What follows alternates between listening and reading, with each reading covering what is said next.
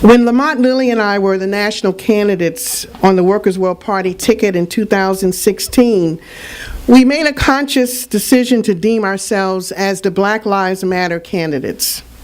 And it wasn't to project ourselves as the leaders of the Black Lives Matter movement, far from it, but really to show unwavering, uncompromising solidarity with this important movement, which to this day remains under attack by police terror and white supremacist elements. And of course, now with Trump in office, it's even heightened even more, this terror.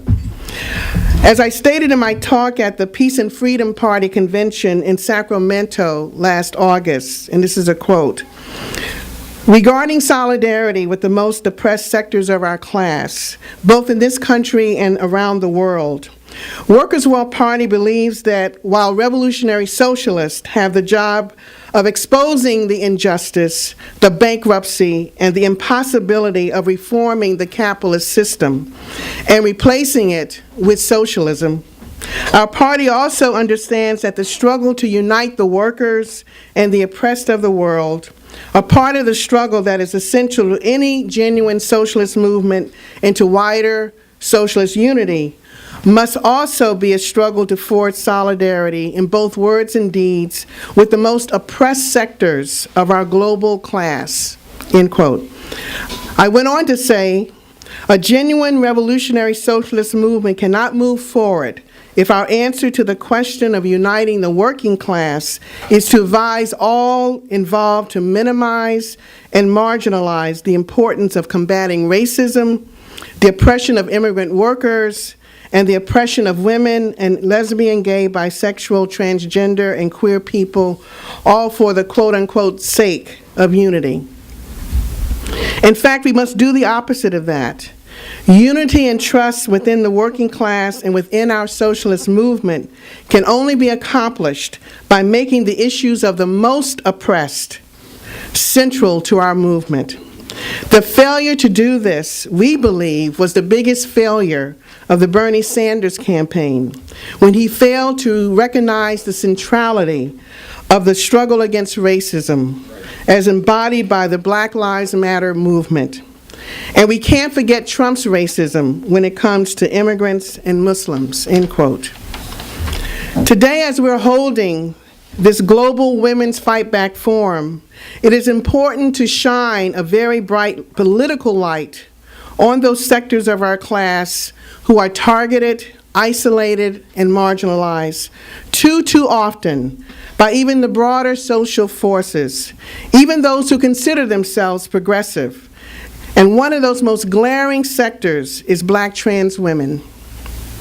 In May of 2015, a National Day of Solidarity with Black women and girls was called by groups associated with the Black Lives Matter movement to demand justice for all Black women and girls and raise consciousness that Black women's lives matter, be they direct victims of police violence or transphobic violence.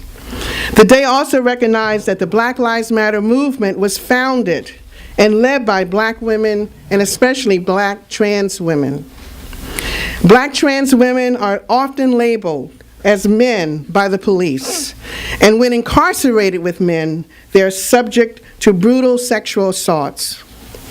Since the beginning of 2017, at least 7 transgender women have officially been reported being murdered in the United States, according to the New York City Anti-Violence Project. 3 of those murdered women were in Louisiana alone. They are Sierra Sinclair, China Gibson, and Jacarius Holland. I think Jacarius Holland was only 18 years old. And all 3 of them were women of color, and the other women were in their 20s. The police are attempting to deny that these were racist, transphobic, hate crimes in order to dehumanize their lives. This is the norm, not the exception. Police and media often identify transgender victims by their birth names, known as misgendering. The Anti-Violence Project spokesperson Emily Walters states that efforts to track transgender victims, transgender homicide victims are underreported because, quote, transgender identities are so often erased and they're so often experience violence because of their identities, end quote.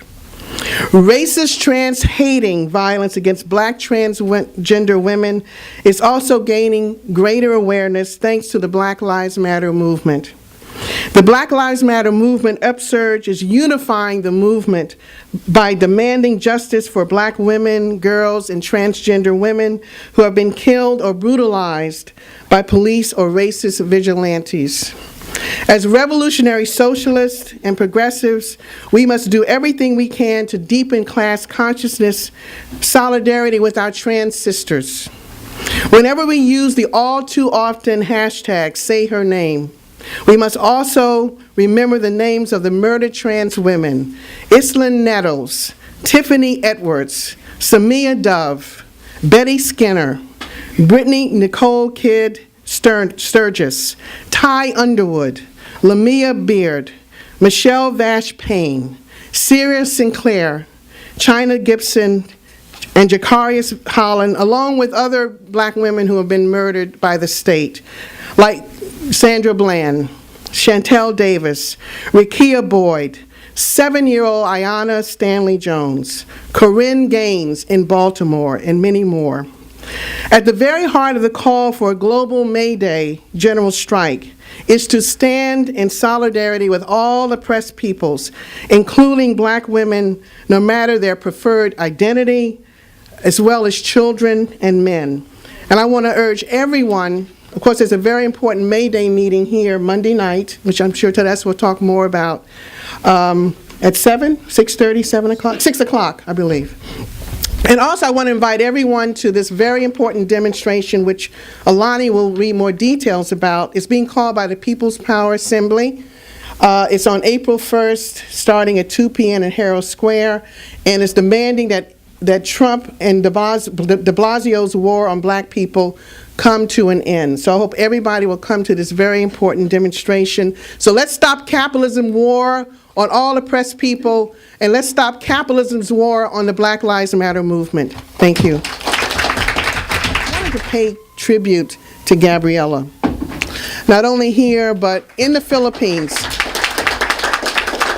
They are, and I'm not just saying that because a group of them are here, a delegation are here, but ever since our coalition was founded maybe 10 years ago, they have been really, the cornerstone in so many ways of our coalition. Always raising anti-imperialism, with a wonderful slideshow. I've been to a number of their educationals on the Philippines. I've learned so much from them, but they're just so entrenched in the mass movement.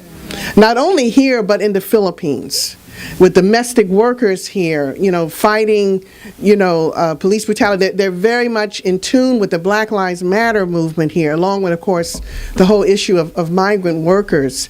But I was able to visit the Philippines in 2011 when the International Women's Alliance was founded, of which I'm proudly a part of. And just to see firsthand, that's some of the pictures that Janine showed. That's just the tip of the iceberg in terms of the poverty. I've never seen poverty like this. And I'm from the South, and I've seen a lot of poverty in rural Alabama and so forth, but it's not like this in the Philippines, where people are, forced, thousands of people in these tiny slums, if that's the right word. But, after the typhoon, there was a certain typhoon that happened right after I got there. And, children bathing in contaminated water, 13-year-olds who are pregnant.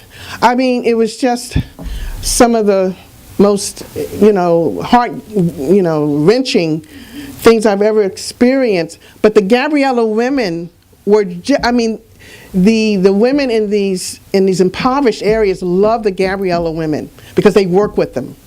with different programs and so forth, and visiting the headquarters there. It was just a tremendous experience, and I don't know, that's one of the exciting,